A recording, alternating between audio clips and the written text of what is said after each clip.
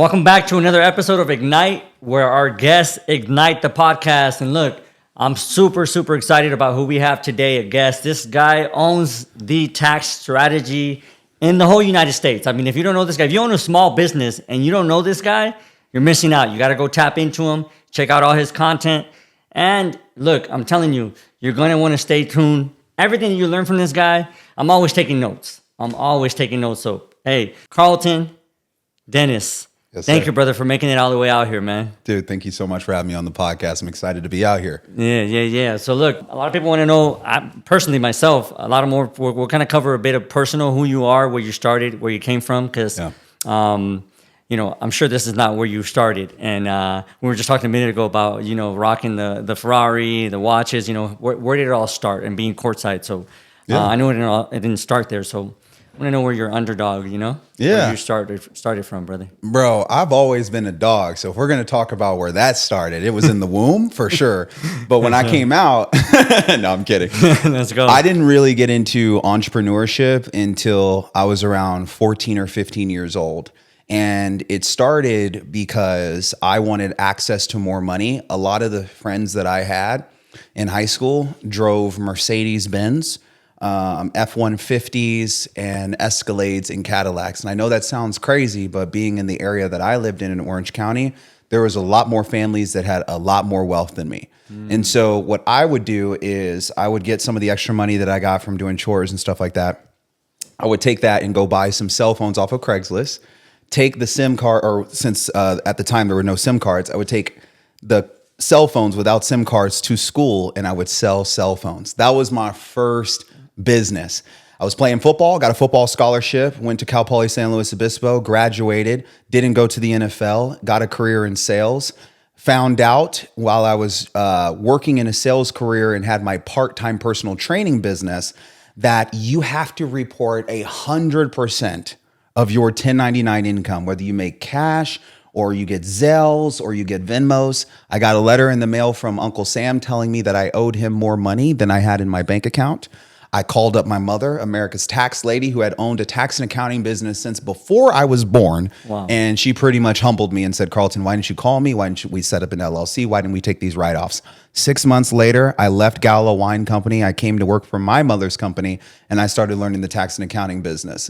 And spending 2 or 3 years watching her and her team do high-level complex tax plans, making millions of dollars, showed me how powerful the industry was and what I could do to immediately take my sales skills and disrupt the entire industry, because most tax professionals aren't salespeople. They don't know how to communicate at all. Yeah. That's what I was going to tell you. That's the craziest thing about it, is like the importance of sales. People are like, Yeah. I don't want to do sales. Like, you sell yourself every day. You do. No matter what you do in life, like your significant other, you sold yourself to that person. So it's like, it's with sales is how you scale. Yeah, bro. And then yesterday I was on a call about that too. I was like, hey, if you're hurting financially, it's just your sales.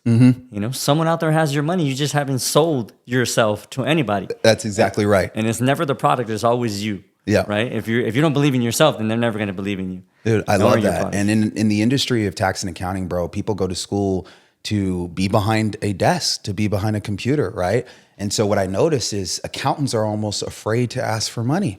They're afraid to charge for what they know, for what they're worth. Their knowledge. Which is why most tax accountants only charge you for what they know you have to pay for, which is filing a tax return. They know you don't have the skill to file a tax return. So they're comfortable filing your return and charging you for it, or doing bookkeeping and accounting. But not all tax professionals are comfortable charging for tax planning, which is a skill. Knowing how to help people save money in taxes is a skill, and not every professional charges for it. And I think that's that goes in hand in every type of trade, any type of business. If you're a small business owner or just a business owner in general, like, you are charging for your knowledge. Yep. Right. If someone else can repair that vehicle, right, then they wouldn't be paying you to do it. So if you can take care of it, you could deliver, you have the service, Yeah. Construction, whatever trade it is. I always tell people is you're delivering a service. As long as you deliver that service at 100%, then you get to charge. And if that person is willing to pay you, then the sky's the limit. Yeah. So many of you are cut yourself short. Oh, no, that's unethical. Wait a minute. How is it unethical? It took you 20 years to learn what you know now. Yeah. And then you don't want to charge for it because it's unethical. And that's where I get a lot of CPAs hating on me. It's like, okay, I haven't been in the tax industry as long as you, but me and you know the same things, and I'm just choosing to charge from it. Yeah. So don't be upset at me that I'm choosing to do something that you had plenty of time to do. 100%. I'm just showing you how you can use the skill that you have to market it to people on a mass scale. Yeah. And that's part of the reason why people have affinity towards my brand and will, work with our company. And it's crazy that you say that because I've seen it. And I don't know the handle. But there's a CPA out there that I've heard, watches your stuff and kind of, throws a couple of jabs here and there. And give me that handle name. I don't know what it is, but she talks about, pretty much like trying to, I not in a negative way, but I feel like in a negative way, right? Trying to hate on the fact that, hey, and trying to get the attention pretty much removed from you to herself. Oh, and I'm yeah, just bro. like, come on, man. Her brand has been built off of, I think her name is Jasmine. Her brand has been built off of taking what I say and then telling people that you need to know more about the law and then forwarding all the business to her. Exactly. Brother, at the end of the day, all she's doing is benefiting from the fact that I'm educating people around tax strategy, and she feels like she has another angle or twist around tax law. Yeah. And so, for better or worse, anytime she mentions my name, it always ends up leading to me getting bigger. Brother, it's just how it works. It's free publicity. It's free publicity. I've learned to accept it, man. I mean, I prayed for this. I really did. I went to sleep at night and I said, God, I want to be successful. I want to be successful. And I want everything that comes with success. I want the haters. I want people talking my name. I want the YouTube videos, the Instagram likes. And guess what? I got all of it. And this is just what it looks like right now. Yeah. Having somebody that's talking bad about my videos doesn't do anything but uplift my personal brand. 100%. Sure, is it helping her brand to be able to have something to talk about? Absolutely. But what if Karlton didn't stop putting out videos? Yeah. Then what's she going to talk about now? Exactly. Keeping her alive, right? Keeping them alive. And it's true. Is what it is. And that's crazy because I think that's the biggest challenge for a lot of small business owners in starting their business and trying to get involved in social media, right? It's like the fear of, hey, what are they going to say about me? I'm like, the problem should be, what are they not going to say about you? You want them to talk about you. It doesn't, good or bad. Yeah. If you want to grow, you have to be willing to accept that. Yeah, that's exactly right, bro. Yeah. It's like first they judge you, then they criticize you, then they applaud you. 100%. And it's just the phases of it. And that's crazy because I think we made it to a platform that, I never thought. Again, I haven't, came back into the game shortly, last year, and we made it into a platform that focuses on that hate on the big, influencers that are, in this industry for business. And we made it, and my team was panicking, like, "Oh, you're on there, and there, everyone's gonna start thinking you're shady, you're this." I'm like, "Are you kidding me? Like, that's free publicity." Like, and they gave us so much, views that I had no idea we were gonna get. 100%, bro. So, people who have controversy surrounded by them, they can interpret that a million different ways, but at the end of the day, attention is currency. 100%. 100%. So that's what I doubled down on. Yeah, that's dope. And you know what's crazy to me right now? When you mentioned about your mom, that you had the answer at home. Yeah. Is that crazy? I had the answer at home, but my ego got in the way like it normally does. Yeah. I think part of the reason why I found a lot of success is just getting out of my own way lately. Growing up, I was the type of person that I had to go touch the stove that was hot before I actually listened and said, you know what? Yeah, I probably should not be touching that. Yeah. And you only do that so many times before some of those burns, they don't go away. Yeah, I think that's something we and you both relate on. Very bro. Well. We got to touch that stove, and I got close to the fire way too many times for me to bring those mistakes into entrepreneurship. Yeah. When I finally started stepping out and I said, I'm going to help people and I'm going to be in control of their financial success. Mm-hmm. I didn't want to play around with that, man, because people look at a tax professional as their wealth advisor, almost like a fiduciary. And so I truly believe I'm helping people build wealth. Yeah, 100%. Like we want to know how to actually save, not spend. We're the difference. I think people misunderstand. I think that's the broken mindset that we grow from. Like me coming from nothing, being poor, is like we're so focused on grinding and making it. Yeah. Then I tell people now, I've been in the game for over 20 years. I'm like, look, why don't we start focusing on keeping it? Mm-hmm. A lot of you guys are so focused on grinding and trying to put everything together to make it. Then you make it, and then you're just grinding, right? I mean, you're making, but you don't even have any strategies on how to keep it. Yep. So it's like you're paying high taxes, you're doing all these other things, and then you're going broke again, and then you're just like, why is this happening over and over again? It's like, because you're not choosing, you're letting your ego, like you just said, you're letting your ego pretty much dictate what you're doing because, oh no, I can't ask anybody. I got this on my own. You know what I mean? I can't ask anybody for advice, or I can't. And it's true what they say. I mean, I tell people, ego is not your amigo, which I heard from, I don't know if you know Bobby Castro, but yeah, Bobby Castro's great, man. He was right. When I sat down with him at a dinner, it was amazing to hear. The wealthy, as long as you're willing to listen, will give you the clues. Yes, and then all you got to do is go back and implement. That's true. They don't never hate. They don't ever take. You know what I'm saying? Like I tell people all the time, you guys understand. You got to understand. There's different rooms, and when you get into these other rooms, they're more than willing to help you. That's true. And they see right through you. So if you're genuine, if you're yourself, and you're really truly looking for that answer, they want to help that person. But if you're putting up some type of facade or coming in with ill, malicious intent, they can sniff that out from a mile away. 100%. And I like what you said about it's about how much you keep, not just about how much you make. I feel like entrepreneurs are constantly on a treadmill.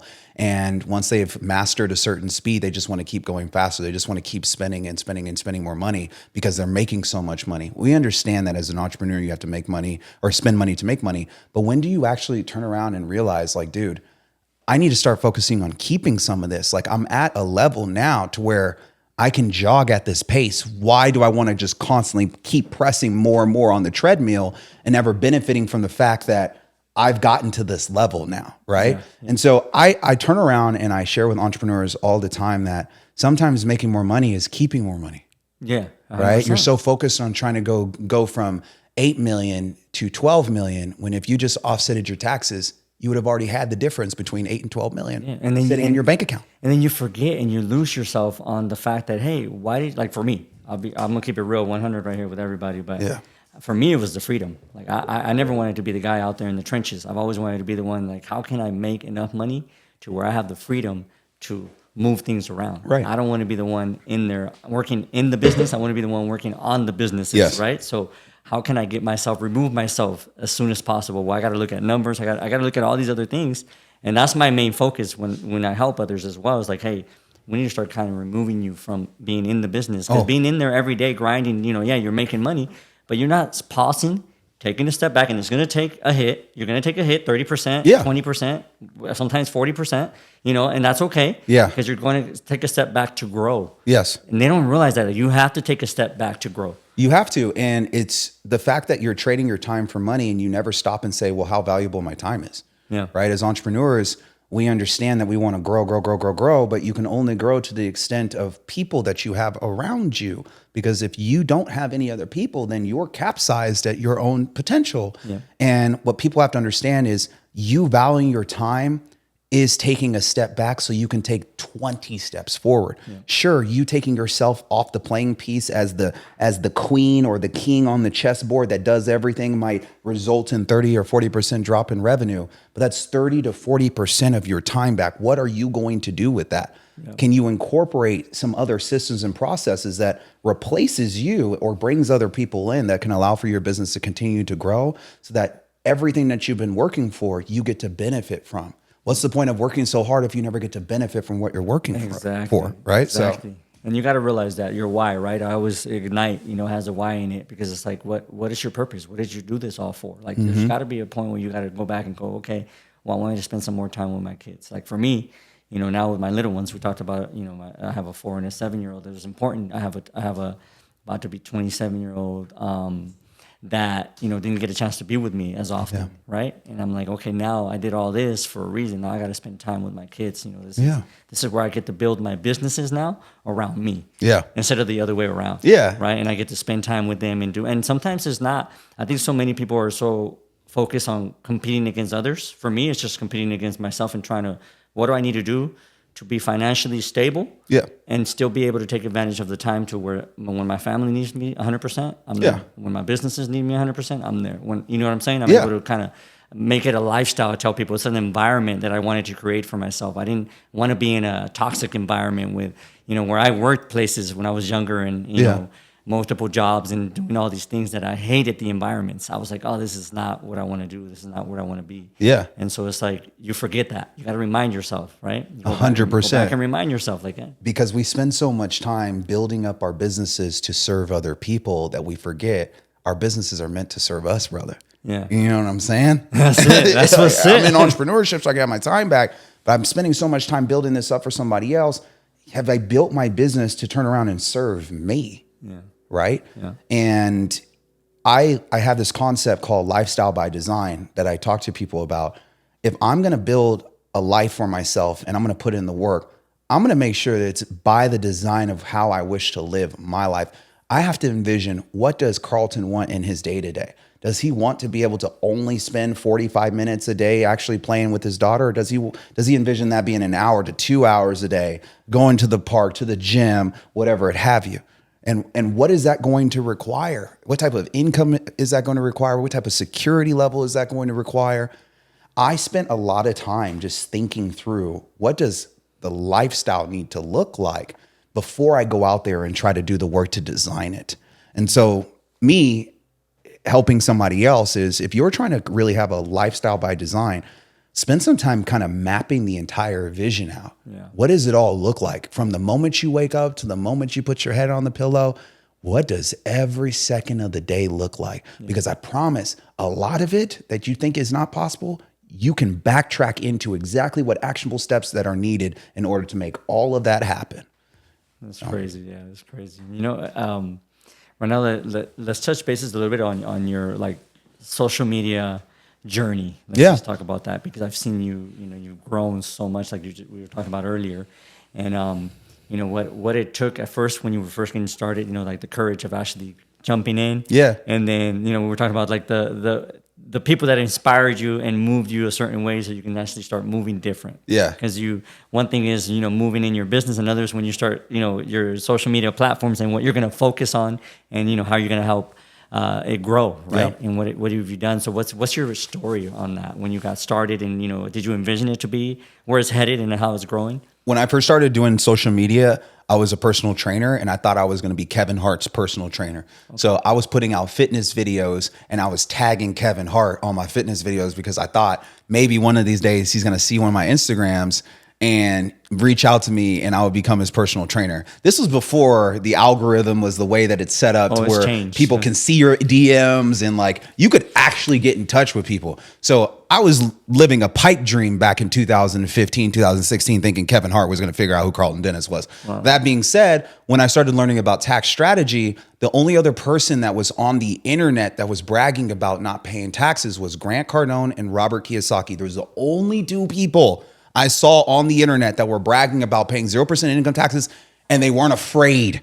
Back then in 2016, 2017, you did not share your financial information with people online. Yeah. People weren't so forthcoming with how much money they were making or how many investments they had. People were safeguarding and gatekeeping all of that information. It wasn't until COVID where everyone just decided, dude, everyone needs a skill. You better teach everybody a skill, and you better have some type of course that you're selling your skill from. It wasn't until 2020. Yeah. So these wealth teachers, Grant Cardone and Robert Kiyosaki, had books, and I read their books, and they're talking about investing in real estate and how taxes helps them offset their taxes. Yeah. So I came to the scene right before COVID in 2020, making my content on Instagram. But what I realized, Instagram didn't value the type of content that I was putting there. I was telling people to set up LLCs and to pay themselves correctly. It wasn't until I ran into my buddy Charlie during COVID who told me, Karlton, take your Instagram clips, your little 90-second clips, go make them 9 to 10 minutes long and drop them on YouTube. And here's what I want you to also do. I want you to go to googletrends.com and write in every tax concept that you normally talk about and figure out which ones are trending the most. Maybe LLCs are trending. Maybe corporations are trending. Figure out what's trending, and I want you to create videos around that. Just do that. As I did exactly what he said. I went on and I looked up what is trending in the tax space, and I typed LLC in, and how to pay yourself as an LLC was the #1 trending thing right at the start of COVID. So what did I do? Created a video, how to pay yourself as an LLC. I had no formal camera equipment. I had no formal stereo system. I was recording through a phone. That video has over 5 million views. Wow. It's been shared 2 million times. Wow. I have CPAs that have taken that video and done classes teaching other people how to pay themselves as an LLC. From that one video, my YouTube channel has pulled in over $400,000 in revenue just off of that one video. And I've garnered over 280,000 YouTube subscribers from one video. Wow. So you know what I did? I took up all of the real estate on YouTube. I said, okay, if Google Trends is a tool that's going to help me grow my social media by telling me what people are looking for, then let me go cover all the goddamn real estate on anything tax. How to pay yourself as an LLC, how to place your children on payroll as an LLC, how to put a vehicle underneath an LLC, how to transition LLC to an S corporation, how to pay yourself as an S corporation, when to transition to a C corporation, how to place real estate inside. Anything that has to do with tax, if I do not have a video on it, it means one, I'm not working hard enough, or two, I just didn't know about it. Wow. I took up all the real estate. And what did that do? It garnered all of the Google search attention to Karlton Dennis. Why did I do that? Because I knew in order to gain credibility in a space that's predominantly white people that are tax 100%. accountants and predominantly are in their 50s or 60s before you actually find credibility with them, I had to come onto the scene in an aggressive way. I had to over communicate how I knew all this tax information. I had to oversimplify taxes for everybody. And when I did that, it became Karlton Dennis is the source of truth for simplicity around tax education. Now, when people are looking for something tax related, they're going to Karlton's videos because they know Karlton has a video about it. He's oversimplified tax education. But what I really, really, really did to really take it to the next level is I started collaborating with people. School of Hard Knocks was one of them. They reached out. Next thing you know, I'm in Beverly Hills right at the same time around them. And I'm in a white Ferrari right as they come up to me saying, hey, you, what do you do for a living to be able to afford a Ferrari like this in Los Angeles, California? And that video within a 30-day period went viral. It had over 60 million views in 30 days. Wow. Next thing you know, I got rappers that I was listening to when I was playing football reaching out to me, celebrities, all types of actors and actresses saying, hey, I've been overtaxed. I want to work with you. I got actresses from Selling Sunset reaching out to me. Next thing you know, I'm like, okay, this is what I really should be doing right here. It's one thing to just take it by storm on YouTube. Now I need to go get the attention from people who are looking for it in a viral senses. Collaborate with people and get in front of people in audiences that you do not normally have access to, Karlton. And that's what I've started to do. I've started to connect with football players and NBA players and people that, you know, may not be Google searching tax and education, but have a following of other people that are making money. And now these people are becoming interested in the fact that who is this Karlton Dennis guy that's collaborating with this NFL player, this NBA player, this actor, this actress, this streamer? I want to know more about it. I want to know more about tax. Yeah. And it goes into the credibility. Yes. Right? It's huge. It's huge. Like, you got to be credible. Yeah. And how do you become credible? Well, who are you hanging out with? Who are you with? Exactly. Who are the people you know? Like, if you don't know these people, then, you know, it's kind of like how me and you just met, right? Yes. We came together through a mutual friend. And it's who you know, not what you know. People always think that ego, right? That pride, like, oh no, they don't know me. No, it's who you know, not what you know. I immediately went to your Instagram page, did a couple flicks, saw, oh, Wes Watson, this person, Albert Preciado, got it, set it up. Cool. Set it up. Yeah. I didn't have to ask anything else. Yeah. It took maybe 90 seconds and your resume was in front of me and it was like, dude, this guy's obviously connected. He knows what he's doing. And I'm sure he's gotten some powerful messages on his podcast. Let me see what type of person he is. Watched a couple of your videos and I was like, yeah, this is the type of podcast I want to be on, this type of person I want to meet. That's dope. Appreciate that, man. Yeah, Appreciate it. But yeah, and then obviously, like, we relate a lot, and you just talked about it earlier. It's just like like you just said, for me, it's the minority thing. Right? It's crazy that we've been able to tap into something that, you know, for me, I mean, I grew up, you know, mainly, again, Caucasian, you know, and I grew up different. I grew up different, so there's got to be people out there that grew up like me. Yes. And there's got to be people out there that struggled like me. So, and there's got to be ways to educate our people, which is one of the main reasons why I wanted really to have you on, was because you educate our people in ways that we've never been educated. You know, I dropped out of college, right? But I was just like, I got to go touch the stove. I got to go do things. You know what I mean? And then when I was already doing it, I'm like, wait a minute, I'm making more money than these professors. I got to go. You know, I'm gonna go do what I got to do. But it's very important for me to let our people know, like, hey, look, educate yourself. This is, you know, you guys are always trying to just go. And we have that work ethic in us, right? We work, but we don't get the knowledge and the information that we need to grow, right? Financially be wealthy, right? Because I've been there before '08, just spending everything. And hey, I just want to throw the parties and have all this money going everywhere. And I have thinking it was going to rain forever, right? And then '08 comes and boom. Yep.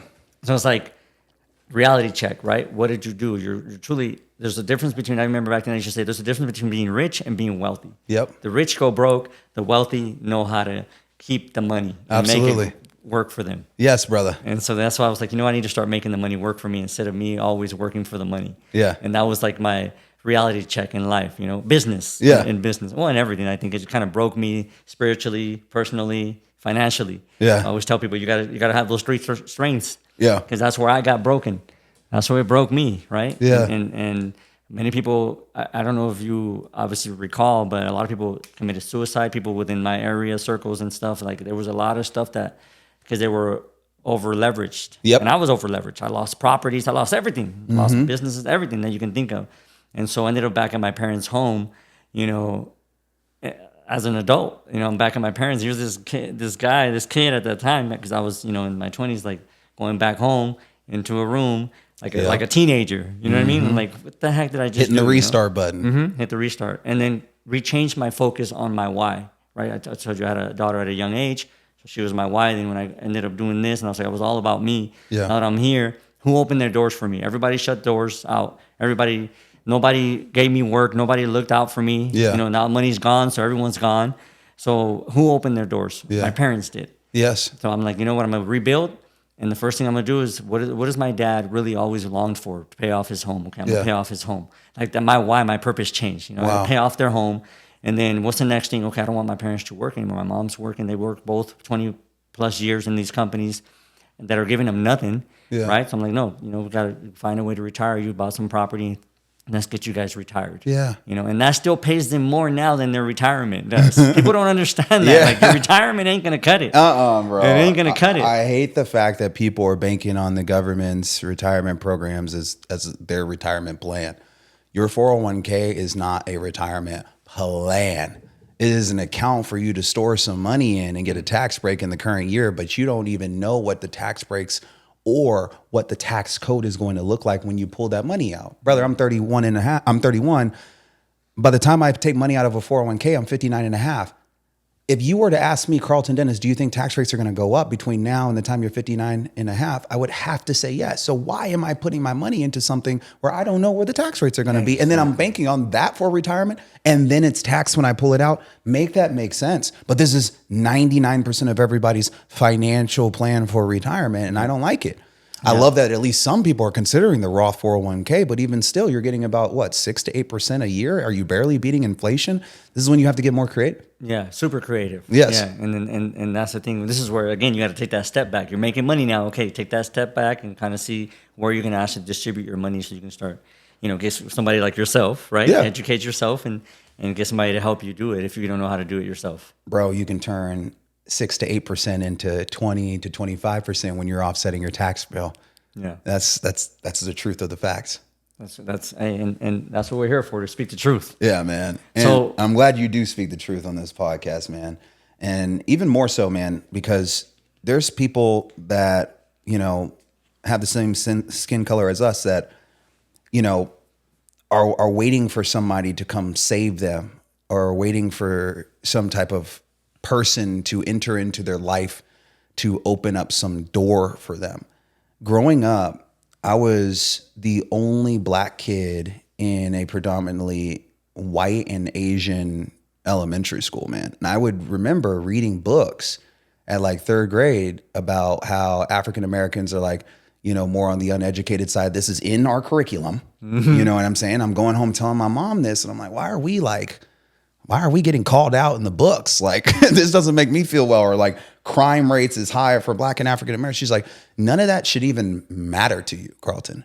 You are no different than any other person that's at your school. You're not going to be given any other opportunities that they're given. Like, you're going to have equal opportunities that they're going to have. You're going to have to work just as hard as they're going to have to work, if not even harder, in order to find success.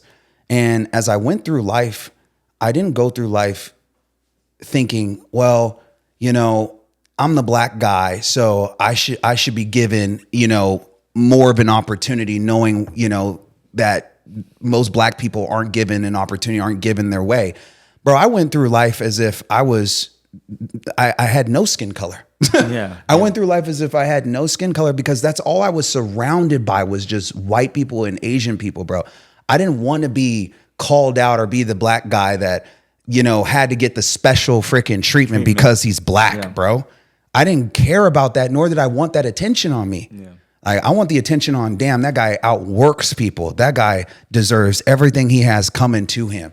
You know what I'm saying? Yeah, it's crazy. And so you see people like here today, well, you know, do you support black owned businesses? Bro, I support businesses, bro. Yeah. I'm black and I support businesses. I don't care if it's black owned, white owned, Korean owned. I support businesses. 100%. I'm sick of this whole support black businesses, support this. As much as I love black people and everything like that, bro, we are entrepreneurs. We are all focused on trying to be better, 100%. Support each other. If you have a great business, I'm going to support your business. If your business is shit, I'm not going to support it. I don't care what skin color you are, period. Yeah. You didn't put in the work. Yeah.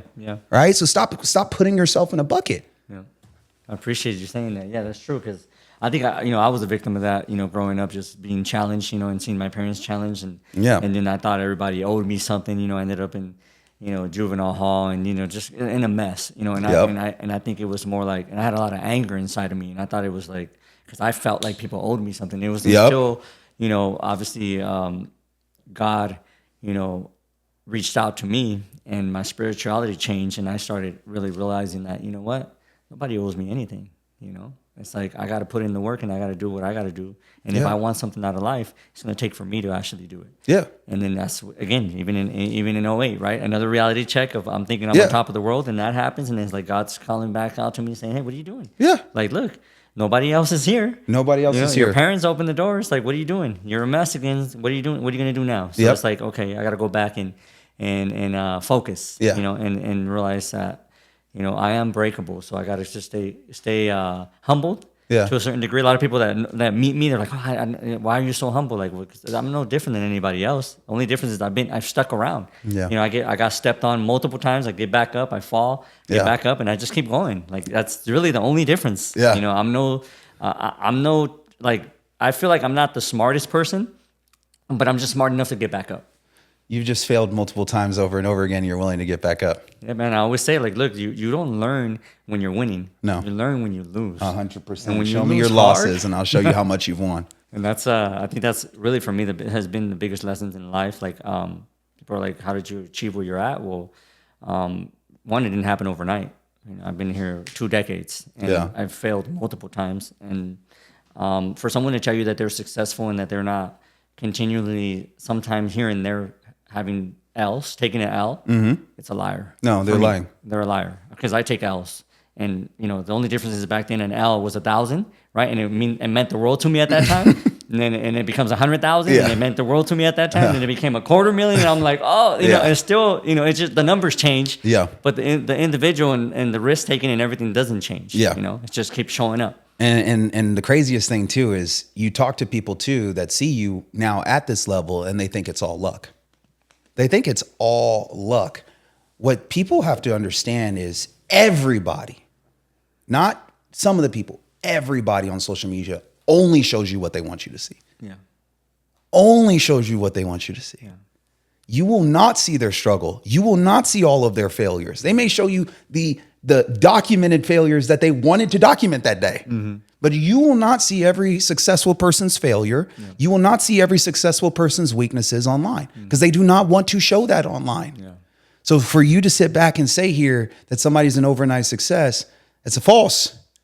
What you are seeing is exactly the image that they want you to see. And you're living in their movie, watching them be the main character. What you need to stop doing is stop making somebody else a main character in your movie and start focusing on your own cinema. What ends up happening over time is successful people will stop giving attention to people in their life who they've made a main character in their life, who they know are not going to be sitting there at their grave crying and wiping tears. Yeah. But they give so much validity and so much value to statements or actions that people make because of the way in which they care or feel towards about these people. Yeah. But stop yourself for a second. Is that somebody who you really would want to be there on your deathbed? Is that somebody that you would really say that loves and cares about you, genuinely just wants to see your success? Then why are you making that person so important to you? It's not about. I always say that too. It's like it's not about me. Like give all the glory to God. I'm not the guy. I'm not the guy that you're going to be glorifying. You know, at the end of the day, glorify God, and He's the one that makes it happen. At the end of the day, when you're struggling and you're on that bed alone, or you're looking at yourself in the mirror, it's God that's going to be answering your prayers. I'm only here as a vessel. I'm only someone that's kind of guiding you the right direction. Yeah. And I never want. It's one of my biggest prayers every week, every day is, hey. Don't give me the glory. Don't allow me to get so caught up in myself where it's about me. Yeah. Let it be you. And, and if it's going to come with some, which it will, it's going to come with some challenges and some obstacles. And, I'm willing to take it. Yeah. Yeah. Yeah, bro. I love that, man. I'm a God-fearing man myself too. Yeah. And when you're in alignment with your truth is when you can hear God the most. And I know I'm speaking to other entrepreneurs that are probably hearing this right now as we get so focused on us, and we wonder why we're not happy or why things are not feeling the way that they should feel to us. And sometimes what's happened is that we've shut off communication with God and we're just communicating with our head upstairs. And our head upstairs is just telling us to just keep going for things, keep going for this, then it'll make you happy. Go for this, it'll make you happy. Spend that money, trust me, it'll make you happy. And then you realize, holy shit, what's going on right now? Why do I feel so disconnected? Why do I feel so, alone? It's just because you've just been disconnected from the Father. You've been disconnected from the person that's guided you along this path. It's okay. You can get right back on that road, but you have to acknowledge it. You have to acknowledge it. And what most entrepreneurs do is that as they make more and more money, that voice inside their head gets bigger and bigger. That person becomes more and more of who they idolize. They're idolizing the fact that they are something, Brother, you are freaking nothing if it wasn't for Jesus Christ making that sacrifice on the cross. 100%. Make sure you're reminded of that each and every day. Yeah. And bring yourself back down to earth and get in alignment with Him, because that's in alignment with truth. Yeah. And then I was like, obviously as a father now, and in the perspective of a parenthood, it's like now you got to kind of put that into, start showing your children, and not only talking about it, but showing them, right? And I think that's the biggest thing. I tell people, like, don't just talk. A lot of times your kids were not just going to listen to you, but they will see you. Yes. If they see you work, if they see you being unethical or being ethical, whatever they see you do, they're going to actually grab onto that. Yeah. So, which is, to me, one of my biggest excitements, and I know you have your own exotic, and I think one of my biggest excitement to me is like the car. To me, it's just a car, but I use it for marketing. I tell people all the time. I don't mind sharing that. But for what it does for my kids, it's like inspires them. What it does for other kids and other adults, it just inspires them. And people are like, "Can I take a picture?" Like, go ahead. Like, it's there to inspire you and to show you that you can do a lot more. 100%. I don't want to be that guy. I never want to be that guy that tells you, "Oh, this is hard work. You'll never accomplish this." No, this is for you to see that you can accomplish it. Yeah. And I love seeing my kids. Like, I was telling this to Wes right when we had talked. It was like, look, man, having my kids. They'll jump in the car. They'll hit all the buttons. I don't care. You know what I mean? Both cars, like they jump in the cars, hit the buttons, do whatever. We'll turn them on together. Like, I want them to feel it, experience it. And now to have them look at a video game and be like, look, the Ferrari's here, the Maserati's here. Like last night, they were like buying the cars and showing me the same cars. And I'm like, that's, to me, what makes it all worth it, right? To show them that, look, you're not just anybody. Now you're somebody that can, grow from this and be even more. Yes. Like, we're not limited. By no means are we limited. Like you just said, the skin of our color means nothing. It's all in here. It's all in here and in here. And then we'll take it to wherever you want to take it to. And so I could never, bro, if you tell me this when I was younger, I could have never imagined it, that my own kids would be, inspired by, I don't want, like you just said earlier, I don't want them to be inspired by a movie or by someone else. I want them to be inspired by real life. This is your life. This is how we live. This is what it's about. I want you to look at Dad and be like, that's my hero. Yeah, seriously, dude. And I think that's so inspiring. And you hit it on the head, man. We get all these fancy toys and fancy cars. I mean, I just got that Aventador. I'll be honest with you, the first 48 hours, like, yeah, I loved it. But after those 48 hours, the excitement wore off. It wasn't until one of my buddies got in the car and I got to see his excitement. And then I went to Javier's or went to Mastro's, a restaurant, Park at Valet. The kids are coming out taking photos. That's when I felt that excitement and that dopamine or endorphin release, right? I don't get that endorphin and dopamine release anymore just driving cars. I've already spent millions of dollars on cars and stuff. It's just, it means nothing to me anymore. Yeah. It's the excitement that people have when they see the car and they envision themselves eventually having something like that. 100%. Or the fact that they're close in proximity to somebody of success. That's true. You could see the look on their face like, oh my gosh, that's what it looks like. That's what I need to go and do. And that motivates the hell out of me, man. Because I just remember that little kid, Karlton, you know, sitting in the back of my dad's Astro van, pulling up to practice and seeing the Porsches coming up and being like, damn, Dad, do you see that Porsche? Do you see that car? Yeah. And my dad telling me, yeah, Karlton, you're going to have to make a lot of money before you can afford that. 100%. Right. And then being here now, you know, turning around, having already driven every one of those cars that was at that practice, I sit here not feeling anything about that anymore. I only feel enjoyment when I see other people, you know, getting excited and inspired, bro. Yeah. That's what excites me now. It's crazy how like people. I don't think people. I mean, for myself, my age, I'm a little older than you. It's just like this wasn't accessible back then, you guys. Like I was not.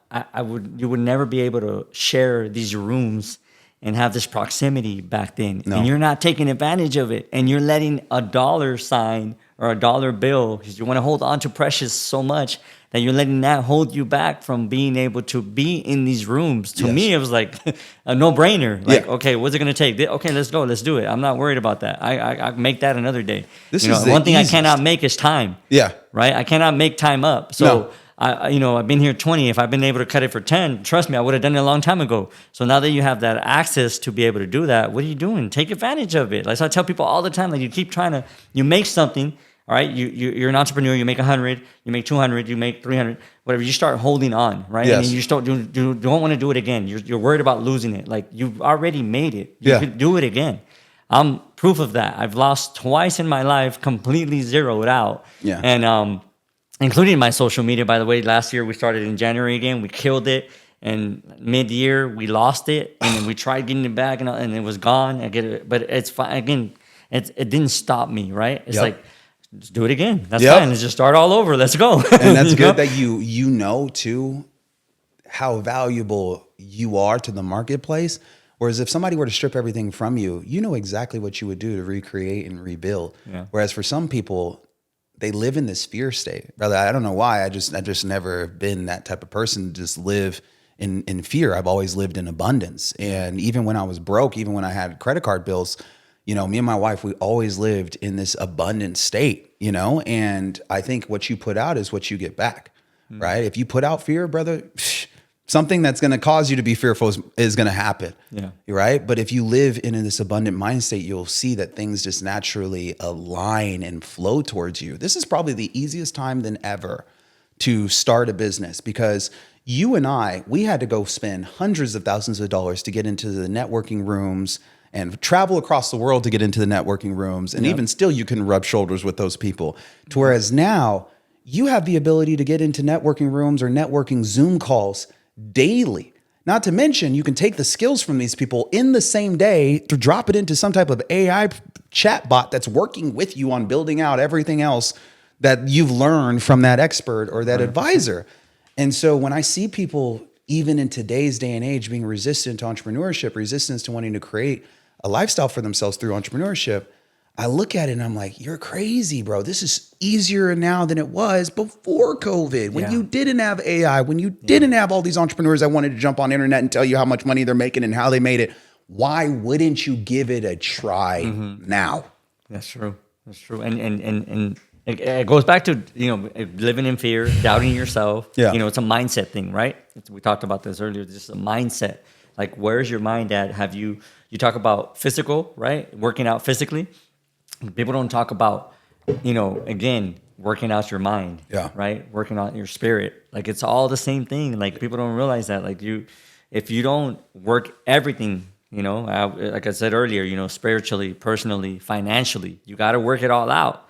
It doesn't work works hand in hand. One, if you do without one, I guarantee you're gonna fall back and you're gonna be like, "What am I missing?" Yeah. You're missing something out of those three. Yeah. You gotta go back and see, right? Educate yourself and figure out what it is that you're not doing right. You know what the easy thing is to do? The easiest things to do is to watch a podcast like this and to get motivated to just go show up to your 9 to 5 and to just go work harder at your 9 to 5. Yeah. You know what the hard thing is to do?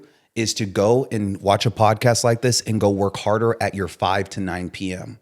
Because your 5 to 9 p.m. is really going to dictate whether or not you're going to be successful or not. 100%. Every single person is going to show up between 8 till 5 or 9 till 5 o'clock. Not everybody is going to show up from 5 o'clock until 9 o'clock p.m. day in and day out, year in and year out. And those that make the most of the 5 to 9 p.m., those are the ones that I feel like are the most successful people that I end up working with. They were able to separate what they were working for and what they were working on. That's so crazy you say that because it's true. It's like, why, like when you work somewhere and somebody tells you, right, your schedule, you show up, you show up early, 100%. You show up, you commit, you do everything. And then come 5 o'clock, you're out. Now it's time to work on you. And then you're like, oh, I can't sacrifice this time. I got to do this. Wait, but financially, you're not where you want to be. So you might have to take an hour or two away from the family, sacrifice, because you got to handle this business so that way you can work on eliminating that job and doing what you need to do. But why do you need somebody to tell you to show up? Like tell yourself, start learning to tell yourself, I need to show up.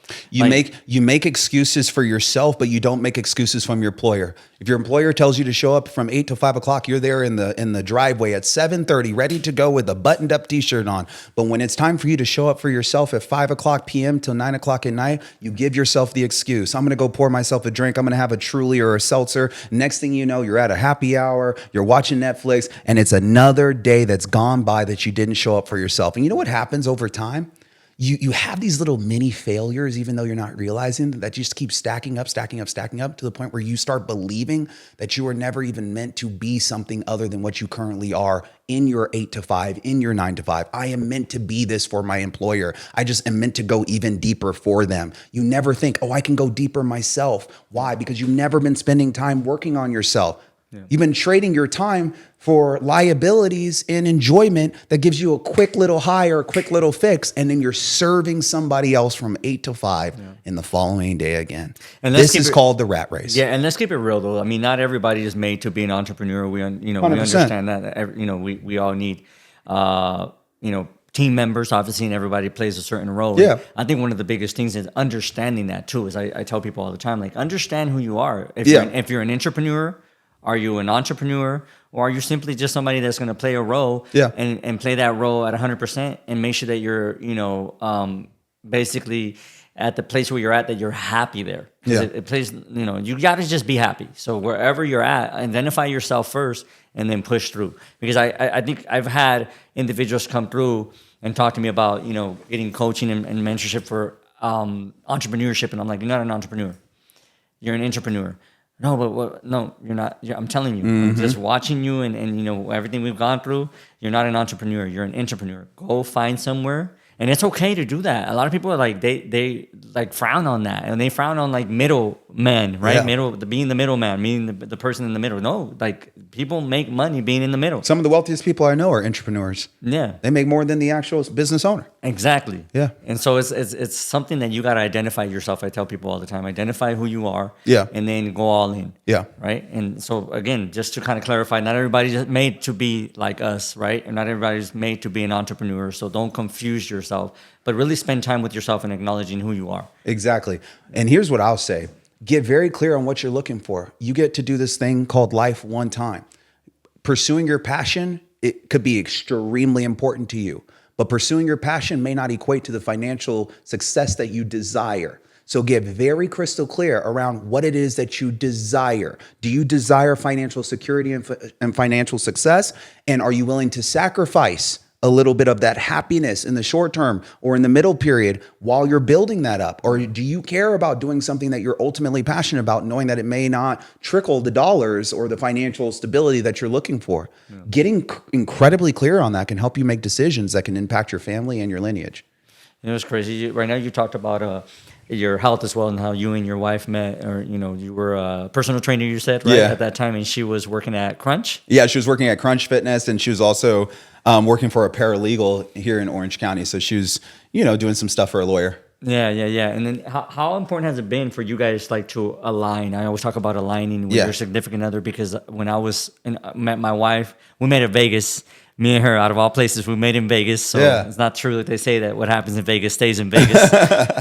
We met in Vegas, and That's awesome. And I had a lot before that. I always had an issue, right? Because we weren't able to align. Because I automatically assumed like I'm an entrepreneur. When we met, it's funny because I told her and her friends I'm an entrepreneur, and she told me like. We went back and we're like, this guy is unemployed. He don't have a job. They didn't understand what entrepreneurship was, right? And me, I when I was younger, when I was 18 or 19 years old, I identified myself by going into a dictionary. We didn't have the internet situation going on, so I went into a dictionary to find out who I was. And I'm like, what the heck am I? I know I don't want to just run one business. I love business in general. Yeah. So who am I? So I went to the dictionary to actually look a paper book and look and see, and it said entrepreneur. Serial right? And so I entrepreneur. always saw myself as I'm an entrepreneur. And now you hear it everywhere, right? Yeah. But anyways, with her, aligning was huge because I think we've actually scaled and being where we're at now with our family, was when I was able to open up to her and really tell her, hey, this is my vision, this is my goals, this is the numbers, this is everything. Just opening it all up and letting her see it. Even though she wasn't part of the business, or the businesses and the investments, she was, right? She's my significant other, but she wasn't clear on any of it because I was like, I'm an entrepreneur. You should already know. If I'm gone 12 hours, 18-hour days, just don't worry about it as long as everything's served. Yes. And it was incorrect. And I'm like, no, I need to show her. And until I showed her, all the arguments stopped, everything changed. Yes. And I tell people all the time, if you're an entrepreneur, whether female or male, you have to be clear on what you're doing, because don't expect them just to know because you're going to the same bed at night. No, they can't read your mind, bro. They do not know what you go through, especially if you're an entrepreneur and your other spouse may not be an entrepreneur. Yeah. Those are two different levels of stress that you could be dealing with, right? Yeah. And I got very clear with my wife right before the pandemic and told her, listen, if we're going to make this thing work, we got to be on the same page all the way. I personally think it would make sense for you to just come work for us. I know that you're working for your employer and you love what you do and what you went to school for. You're getting to utilize your degree in your profession, which is kind of rare nowadays. But I personally think in order for our relationship to continue to be successful and for where we're going as a family, I would love it for you to come and, take over duties here in the company, HR, employment duties, you name it. And this is when our relationship went to another level, bro. The arguments stopped. The confusion around the late nights or why are you randomly leaving and, going to the gym just to clear your head, all that stopped. Now we're in alignment around why is Karlton acting the way he's acting? Why is they stressed out? Why are you stressed out? And we're able to move forward, passionately growing this business together and changing and helping lives, man. It's a beautiful thing when you can get 100% on the same page, but that's not every couple, bro. I run into couples that have forcefully tried to do it, and it's been, the opposite of what me and my wife have. Now they resent each other. Now you've taken somebody out of something that they were passionate about and dumped them into something that they're not passionate about. And now there's disagreements, and now you feel like you're not seeing eye to eye with each other. I think that it's not for everybody, for both you and your spouse to be working together. Some people truly need to have the spouse go to the office and then come home and, have that separation at times. But for me and my wife, it worked out really well, and it allowed for us to fall deeper in love with each other. That's crazy. I think for me, because I was always a bachelor, right? Even when I was somewhat committed, I was never committed. But with my wife, I tell her you keep me on my toes till the day, And I told her, you keep me accountable. Right. And that accountability changes everything. Like we talked about my shoulder being blown out, and I made that an excuse about not working out anymore. We have a home gym. We don't have no excuse. After when COVID happened, we had a home gym already. So it's like there's no, they're shutting down. Who cares? We're already functioning, right? Yeah. And I've lost weight, and I'm out of shape, and she'll call me out on it, bro. Like she would call me out constantly, call me out, and I hate it. You don't want to hear the truth. I hate it, but I'm like, you're right. Like at the end of the day, if they love you, they're going to be real with you. Yep. And And that for me, that's what really, I tell her that's what keeps me on my toes, that you're always like finding a way to just like point out the things that you know I'm better at. Yeah. You know what I mean? Because they know. Yeah. You know, and They they know, do. like, you know, we're built to be great. Yeah. And so if you're missing a little bit or slacking a bit, you know what I mean? That significant other should hold you accountable. They should, bro. And hold each other accountable. Yes, bro. Yeah. And my wife has definitely, you know, have done an incredible job to remind me of what I'm doing, how important it is that of what I'm doing, and to make sure that I'm doing things the right way, knowing that the platform that I have, knowing that I'm a young Black individual with a subscriber count in excess of the 7 figures with all this attention on me. I am a leader for other individuals coming up underneath me. 100%. Other kids that are sitting inside of that classroom that may have a similar situation as me, grew up in a predominantly white neighborhood, and you're sitting there following Karlton Dennis. I got to do things the right way. And my wife helps me walk that fine line when I bring some of my college and, you know, degenerate tendencies into the workplace or into the entrepreneurial journey. She'll remind me of the maturity and, discipline that I need to have as I make decisions. Even sometimes when I want to post stuff or be erratic, when I see people talking shit or things just popping off on the internet, she'll just be like, is it worth it? Yeah. Like, if you wake up tomorrow, you're going to be happy about the fact that you posted that. That's crazy. You know, and it's funny you say that because you know how it is too. Now that we're in this circle, like it's a small circle. We all know each other some way, somehow, and even we talked about earlier about certain haters, and I got the same. And so what's crazy to me is like, dang, it's crazy to be at a certain level. And like, why are you hating on me? We're on the same, we're on the same page. Like, there's no need to hate on each other. Just do you, I'll do me, and then we just keep pushing. But yeah, people are. That was one of those things too, where I was gonna put some stuff out. I remember we did some content. We literally spent some time focusing on, hey, I'm gonna lash back out. You know what I mean? I'm gonna put out the details. I'm gonna put out the text messages. I'm gonna put out the real stuff. So make sure that they see like, hey, this person ain't real. Look at this person that says all these things and then did this behind my back in a sense. And then same thing. My wife's like, is it worth it? Like, is it for what? And at the end of the day, it's like, you're right. Like, I'm only gonna, if I'm feeding that energy, that's all it's gonna give back. Yeah. So it's like, let them say what they say, and let them do what they do. At the end of the day, it's gonna, as long as I'm consistent, everything blows over. Yeah, bro. And anytime I feel like I'm feeling a sense of like wanting to spite back at a hater, it's typically because I'm not working hard enough. Like, if a video caught my attention and it's bothering me, and I am now in a point where I feel like I want to lash back out in a retaliation video, it's because I did not do enough. It's literally what it is, bro. It's literally a byproduct of me being fucking lazy, bro. Yeah. And I've come to accept that. If there's a video that someone posted and I'm pissed off about it, I should go create 100 other videos so I never see that goddamn video again. Literally drowned out the haters with production. And that has always worked in my favor. But as soon as I take myself off the production field and now I'm in the competition field is when other people rise up to my level. And I'm not cool with that, bro. I'm not cool with giving people a stage just because they called me out. Yeah. Just because. Yeah. And then all your hard work, you're giving it to them. Oh, yeah. Now I'm saying, hey, come on up. Come on up. Your opinion fucking matters when it doesn't. It really fucking doesn't. Mm-hmm. That's crazy. So when you brought up that woman, I'm like, who the fuck is she? And I know she has a following, but I don't care because at the end of the day, the only reason she has a following is all she's been doing is calling out Karlton Dennis videos. Yeah. You know what I'm saying? That's right. Keep doing it because eventually you'll hit a roadblock when I stop making tax videos and I start doing something completely different. Yeah.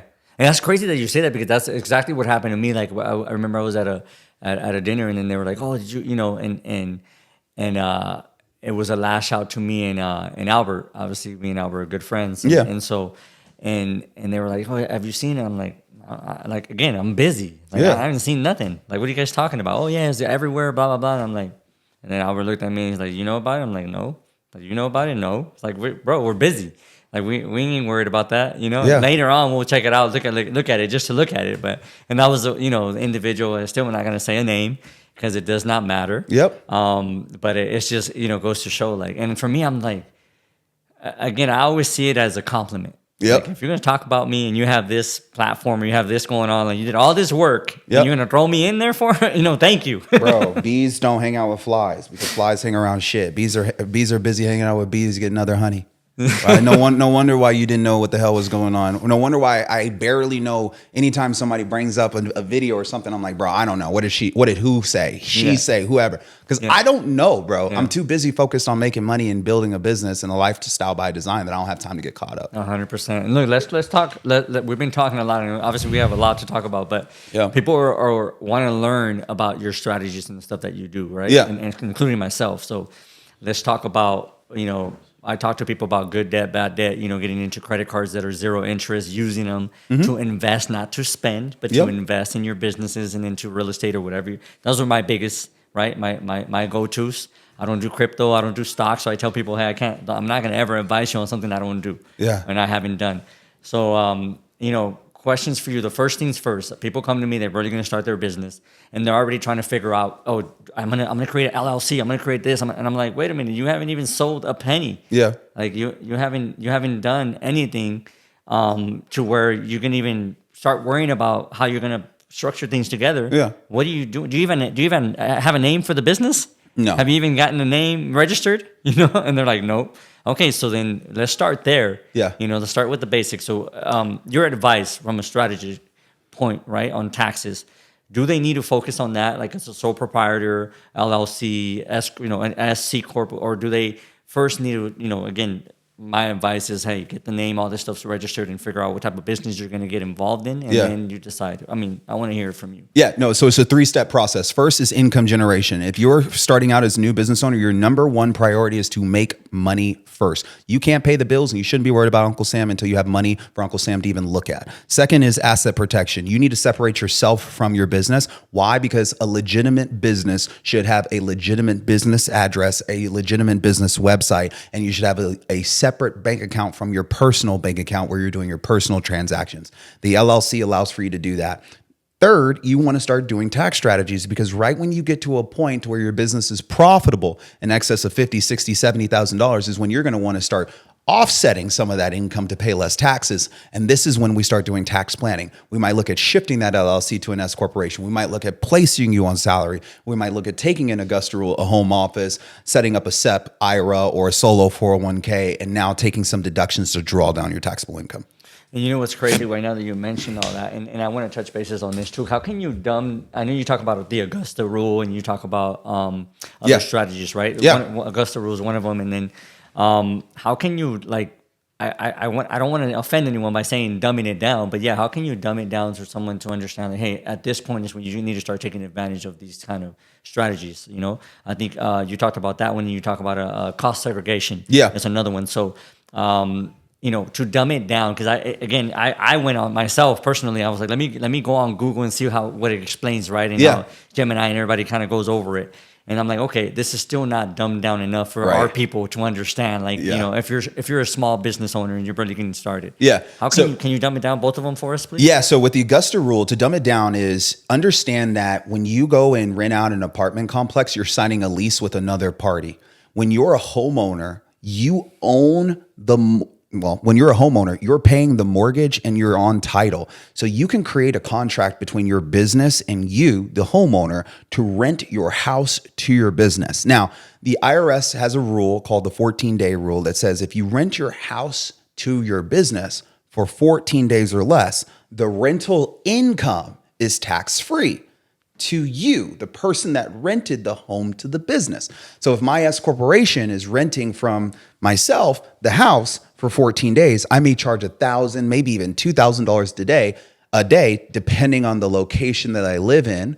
And now I'm receiving a $14,000 or $28,000 deduction on my S corporation's tax returns, and that money gets transferred over to me tax-free in the form of paychecks, just like you're paying rent. So 14 separate days means that I could do it at any time throughout the year. So if I want to do it in January, February, if I want to wait all the way until December and just have 14 separate meetings inside of my house, or 14 separate business events or fundraisers or parties inside of my house, as long as I've documented it and I've come up with the right fair market rental rate relative to my community, my area, based on the square footage of my home that I'm renting out, now I can draft up a contract with my corporation and Karlton Dennis and charge that rental rate. I'll take down the meeting or the minutes of the meetings that I'm having or the events that I'm having and document everything for the IRS. And then when I file my tax returns, that deduction exists on my returns because I was transferring the money from my business account to my personal account. And instead of labeling it as an owner's draw or distribution, which is not a deduction, you're labeling it as a rent payment. So my corporation is paying me rent. Now, when you do that, are you required to have? Well, you just said you had to document it, but does there have to be paper trail, like a check? The check's made out to yourself, for renting the actual space. Yes, so we are going to want to make sure that we have a paper trail in the form of transactions happening, whether that's a check or a money transfer that's happening on a day in or weekly basis. Whenever you're choosing to transfer money between the business account to the personal account, it has to be labeled as rent. And I personally like doing it in the form of a check. It just makes it extremely easy. You deposit a check from your business account to your personal account 14 separate times. You take a photo of that check, save it to the cloud. In the event you ever lose anything, you always have that information saved in the cloud. And does it have to be, so when you do the checks, does it have to be back-to-back days, or you said no, it can be any days throughout the year? Yes. So with the Augusta rule, it can be non-consecutive 14 days, as long as you're making sure that you're not renting for more than 14 days. Because if you rent more than 14 days, then the rental income is taxable to you. If you rent up to 14 days, it's non-taxable to you. The reason why they allow for this is because in Augusta, Georgia, where they had the golf tournament, there wasn't enough homes to rent out. So the state of Georgia and in the city of Georgia, they allowed for residents to rent out their homes up to 14 days without paying any taxes on it. Well, Congress loved this idea. A year later, they enacted IRC 280A, allowing for small-based business owners to rent out their homes up to 14 days entirely rent-free, which means anybody technically can rent out their home up to 14 days entirely rent-free. And can it be consecutive too as well? So yeah, it can be consecutive or non-consecutive. Like, hey, I'm just going to go through and do it all straight. Okay, cool. Yes. And all this, now the other one that you talk a lot about is the cost segregation. So yes, I do. Can you kind of dumb that one down for us? Yeah, I love the cost segregation study, because when I talk to people, they want to invest in real estate, but they don't want to just get cash flow. They want to offset their active forms of income. Most people I work with are self-employed, or they're high net W-2, making over $700,000 household income a year. So they've already maxed out their 401ks. Like, they're already doing the basic stuff that their tax provider has told them to do. I normally work with people that have already done all the basic stuff that you can do. Home office, Augusta rule, place my child on payroll, 401k. That's basic stuff. A cost segregation study is an advanced strategy, because someone like an engineer and a CPA has to perform a study on the property. And what the study allows for you to do is it allows for you to segregate all of the structural components and the non-structural components of a property. And then you attach values to everything. Structural components are what you probably think of. The actual building's load-bearing walls, the stone, the concrete, the actual building structure that makes up the house. But everything else that gets added onto it, the windows, the appliances, the drywall, all of that, that's considered non-structural components. So essentially what you're doing is you're just segregating structural and non-structural components. And whatever's considered non-structural components, the IRS allows for you to write this off in a quicker time period. That's why we call it the cost segregation study. I've gotten the cost, I've segregated it, I performed a study on it, and now I'm able to write off all of those non-structural components in a quicker amount of time on the tax returns. So structural components, roof, right? We did the roof, 30 grand. Now you can write off that 30 grand. Now, can you write off that 30 grand in that 1 year, or it has to be within X amount of years? Yeah. So normally a roof is written off over the course of 15 years. Sometimes it's even categorized as structural. So it'll be written off over 27 and a half years. But non-structural components would be like electrical sometimes. Countertops are considered non-structural. Cabinets are considered non-structural. Sometimes HVACs are considered non-structural. Shrubbery, anything that makes up the outside of the house, like all of the landscape, all of that counts. And the doors, the paint, specialty lighting. If I fork out I don't know, $250,000 on my landscaping, I'm able to write that off? Yes, you are. Under Code Section 179 and Code Section 168K, we could take accelerated depreciation and bonus depreciation on that. Absolutely. And is that in 1 year, or is it going to be again through the 15 years? You could take up to 60% of qualified educate. Well, 40% now that we're here in 2025. So if you made qualified improvements on your property, we can take up to 40% is a year one tax deduction under bonus depreciation. If we use Code Section 179, technically I can take up to $1,220,000 of qualified improvement. So either way, I'm able to deduct any improvements that you make on your property, as long as it has useful life of less than 20 years, I can deduct it up to $1,220,000.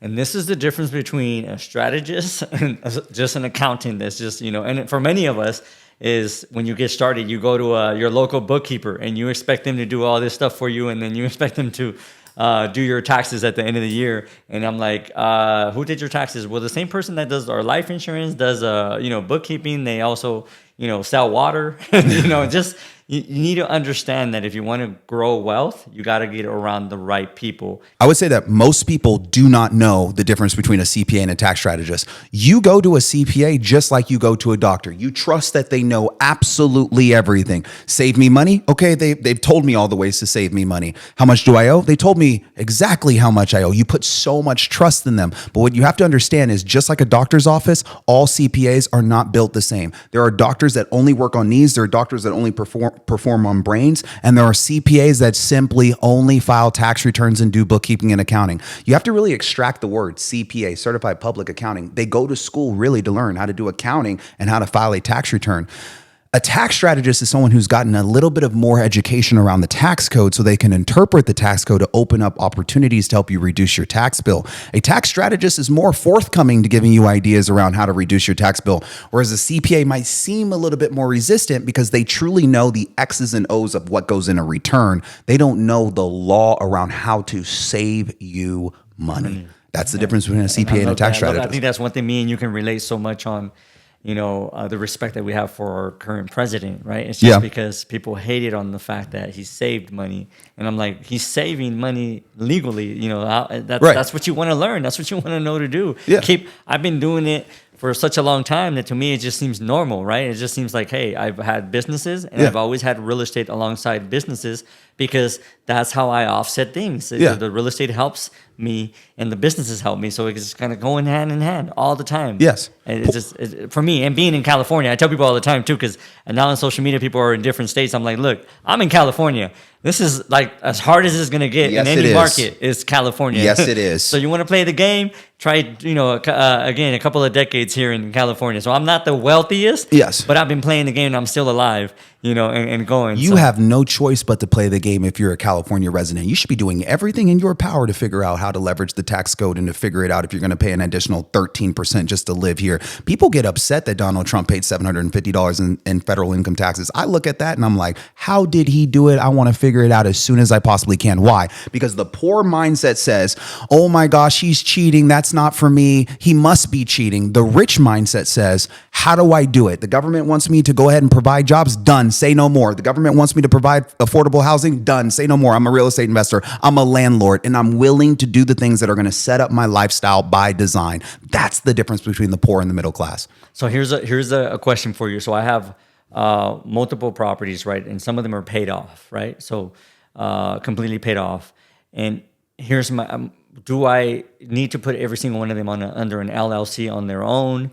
What's the best way to kind of put everything together when it comes to that? Some of them are paid off and some of them are not paid off. Is there a difference between one that's fully paid off and one that's not fully paid off? 100%, because it's how much equity you have sitting inside of the deal, right? I look at it like this. How many eggs do I want sitting in all of one basket? If I want all of my eggs sitting inside of one basket, I'll place all my rental properties and all the equity I have inside of one LLC. God forbid, if something happens to one of my eggs, my whole basket comes tumbling down.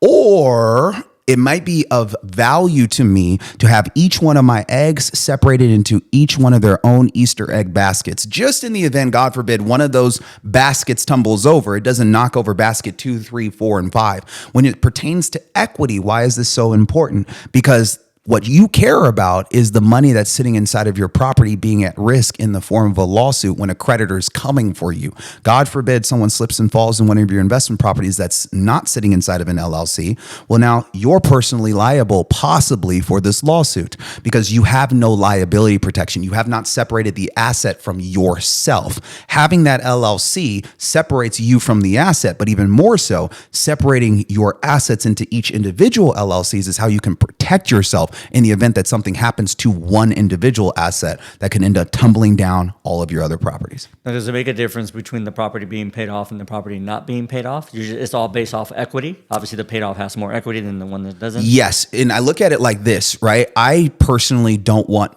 in my portfolio, I don't want more than 2 million of equity or asset value inside of any one given LLC. Let's just say that I have 2 properties that are each worth $2 million. I know that that is quite valuable to me to have $2 million assets just sitting out there. I don't want both of those assets sitting inside of the same LLC because in the event of something happening, those are 2 very expensive assets that I can lose. Even if I had equity inside of both of them or didn't have equity inside of both of them, I don't want both of those assets sitting inside of one LLC. That's a lot of liability. So what I do is I separate out my properties into LLCs individually right as I'm approaching 2 million of property value in one state or 2 million of equity inside of any given one LLC. LLC plus umbrella policy is a great 1-2 punch, but even more so, diversifying your properties into separate LLCs is another way which you can protect your assets. And so when you in this particular case, like well, you just said it right now, so it doesn't matter multi-units, SFR, single family residence, commercial land, just separate each one of them. Now, here's the thing: you said 2 million. Is if I own some that are in 200,000, or they only have again $250,000 in equity, or less than $1 million, let's just say. Would you suggest the same to do LLCs for each one of them? I look at it by the case. And the reason I say this is I evaluate your net worth. I evaluate your liquidity to determine if it makes sense for you to place multiple properties inside of one LLC or to separate them out. Here's the reason why I say that. Maybe you're someone that's just building your real estate portfolio. And so for you, it's about making sure that your properties don't end up becoming liabilities for you. So you may have purchased a $150,000 or $200,000 property, and then you saved up and bought another $150,000 or $200,000 property. Those properties aren't that expensive, and your cash flow may not be that great early on. So rather than me piercing into some of your profits by having you pay all this administrative costs for having to file 2 separate LLC tax returns, pay 2 separate LLC state filing fees, and have to do bookkeeping for 2 separate LLCs, I might just have you put that all into one LLC until you've built up your real estate portfolio to where it justifies another LLC. Now I've saved you on cost. I've saved you on tax preparation costs, accounting costs, and state filing fees as you're building your wealth. And then eventually, as the equity starts to build or your portfolio starts to grow, now we introduce another LLC and diversify.